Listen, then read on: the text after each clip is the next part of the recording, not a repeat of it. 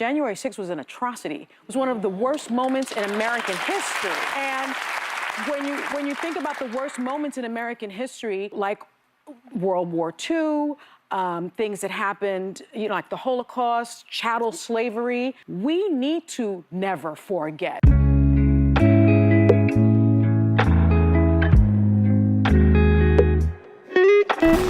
Sunny Hostin's New Year's resolution had to have been to top her previous levels of stupidity. So The View had their first episode of the new year, and as you guys heard in the intro clip, Sunny Hostin made the claim that January 6th is one of the worst atrocities ever, up there with the Holocaust and slavery. Now, obviously, to make a claim like that shows a level of stupidity and unseriousness that most people couldn't even dream of trying to reach if they tried. But does she not understand how disrespectful that is to the people who actually went through slavery and the Holocaust? Now, that isn't the only news of the day. You also have Canada's Prime Minister Justin Trudeau resigning in disgrace and Kamala Harris having to call out and announce Donald Trump as the winner of the election. Like, it's not even 2 o'clock yet, and this day is already going crazy. Now I'm going to show you all of those clips, but obviously, let's start with Sunny Hostin and her delusional take on The View, talking about the atrocities of January 6th. Watch. What do we do? I think we need to find moral clarity, in this country. And I just remember after January 6th, you had someone like Mitch McConnell placing the blame on January 6th where it belonged, squarely on Donald Trump's shoulders. And then you started seeing people backtrack that and losing their moral center. You had Condoleezza Rice, I believe, on this very show saying, we need to move on from January 6th. I say no. You don't move on, because January 6th was an atrocity. It was one of the worst moments in American history.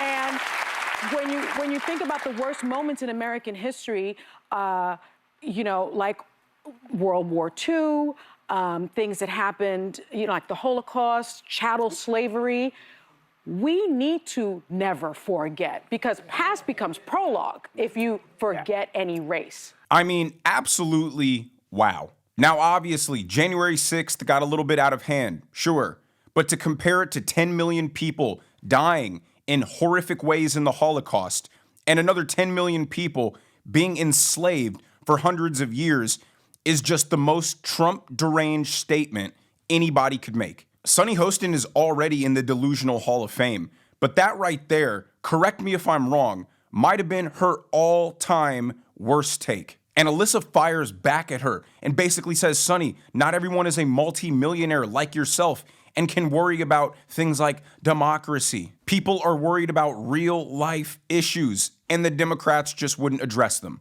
Watch. I have to say, I think there were warning signs, though, that we would be where we are today.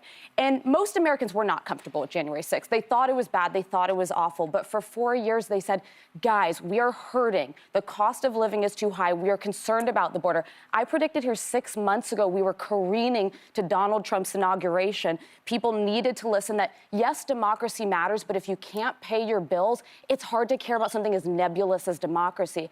And I think that the warning signs were there. And I say this with due respect to Joe Biden. I didn't disagree with a word he said in that op-ed, but people were saying, we have concern about your age. He waited till August and then gave Kamala Harris this runway to run for president.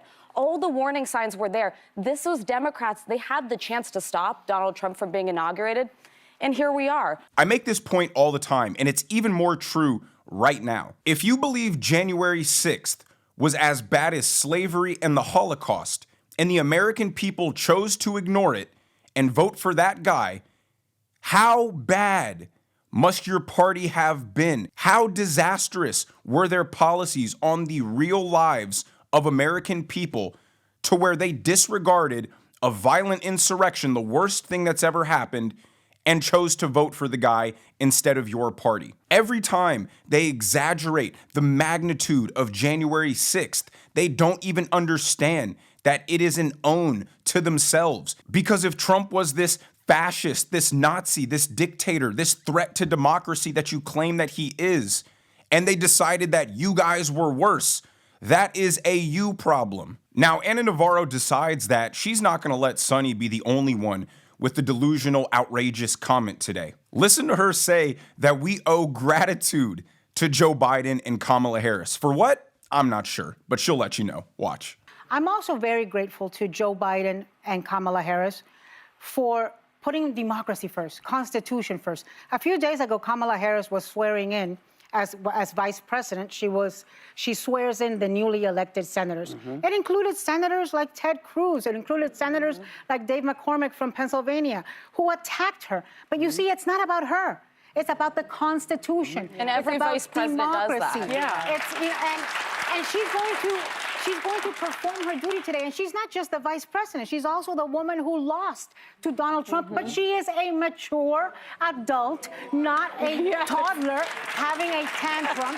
She is a leader who understands that it is country first. I'm sorry, but people seem to forget that the transfer of power happened peacefully. There was no military coup. There was no resistance. Donald Trump was upset that the way that the election was conducted, which he has a right to be, because there were 1,000 irregularities that would never happen in a normal election because of the pandemic. And he questioned the result of it. He transferred the power peacefully, and he litigated the cases, or at least he tried to, in the court of law. And it's so funny because they always slander us for being these election deniers or election skeptics. But what do the Democrats do every time that Trump wins, back in 2016 and now in 2024?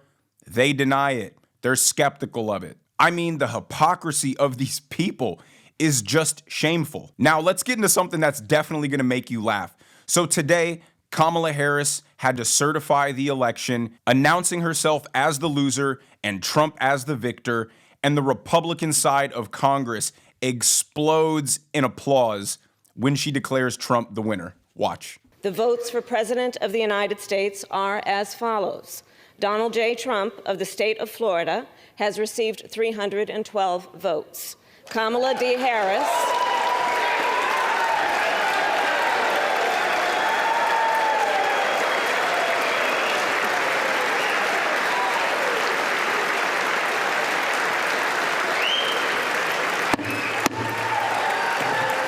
Today was obviously a very important day, and it was about what should be the norm and what the American people should be able to take for granted, which is that one of the most important pillars of our democracy is that there will be a peaceful transfer of power. And today I did what I have done my entire career, which is take seriously the oath that I have taken many times to support and defend the Constitution of the United States, which included today performing my constitutional duties to ensure that the people of America, the voters of America, will have their votes counted, that those votes matter, and that they will determine then the outcome of an election. That must have been humiliating for her to go through. I'm almost positive she took a Xanax and drowned it in a bottle of wine before she went out there and did that. I've been seeing talk on X that the Democrats actually believe that Kamala Harris should have not certified the vote, which is crazy because that's the exact same thing that Sonny Hostin deems to be comparable to slavery in the Holocaust. And they want this woman to run again in 2028. I say by all means, let her go ahead. Let her have as many cracks at it as she wants, because every single time she gets out there, talks to the American people, opens her mouth, they lose more voters every time. So while American liberals are having PTSD over January 6th, Canadian liberals are having their own historically bad day, as Prime Minister Justin Trudeau announces his resignation. Justin Trudeau has wrecked Canada. He's made everything unaffordable. He's allowed so many illegal migrants to come into the country, and Canadians were fighting back viciously. There is a strong shift to the right globally across Western countries because every single nation is tired of these woke left policies. Even his own party threw him under the bus. His second in command resigned because she did not want to be attached to his political failures any longer. Now let's listen to a little bit of his shameful and embarrassing press conference announcing his resignation. Watch. You spoke about the Liberal Party as an institution and the internal battles right now, but I'm wondering if you feel that another leader will have more success than you will at beating Pierre Poilievre in the next campaign? Pierre Poilievre's vision for this country is not the right one for Canadians. Stopping the fight against climate change doesn't make sense.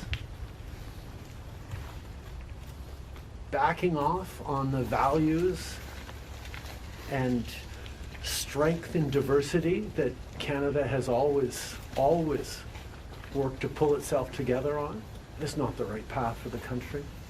Attacking journalists, the CBC institutions, that's not what Canadians need in this moment. We need an ambitious, optimistic view of the future, and Pierre Poilievre is not offering that. And I look forward to the fight as progressives across this country stand up for the kind of vision for a better country that Canadians have always carried, despite the tremendous pressures around the world to think smaller, to veer towards the hard right, and to be less ambitious for what we can be and do as a country when the world really needs Canada. So apparently every loser leftist has the exact same playbook and the exact same script that they're reading from. This man is so unpopular. He resigned in the middle of his term, but yet he has the gall to say that everything that he stood for is what Canada should want, what they should be fighting for. And the leader of the Conservative Party is actually not the best option for Canada. It seems that Canadians don't care about fighting climate change if it means that you're going to institute a carbon tax, which makes quite literally everything at least double in price, if not more. They care more about themselves and what they're getting and their quality of life versus giving themselves a moral pat on the back for opening their borders to any and everybody who wants to come in at the expense of their own quality of life. That's what the people on the left don't understand, is citizens of countries want their politicians to care more about them than anybody else. But liberal politicians make their platform about literally caring about anybody else but their citizens. And they're surprised that the public rejects that ideology. I love how he tries to demonize people moving to the far right, when we know that all of these liberals consider anything far right that doesn't fit within their woke ideology. Canadians are like, can you focus on us, improve our quality of life, make things affordable for us? And then maybe when things are prosperous and great, we can start to consider helping and welcoming others into our country. But liberal politics have the ideology that all of our Western countries, Western civilization is inherently evil. So therefore, we need to dismantle it, and we owe something to everybody else, and we should allow them to bring their cultures that are completely at odds with what we believe into our country and ruin it from within. And the citizens are like, no, thank you. But let me know what you guys think down in the comments section below. Sunny Hostin has officially lost her marbles. If you enjoyed the video, make sure you smash that like button. Make sure you subscribe to the channel if you have not already. Turn on those notification bells so you never miss a video. And I will see you guys in the next one.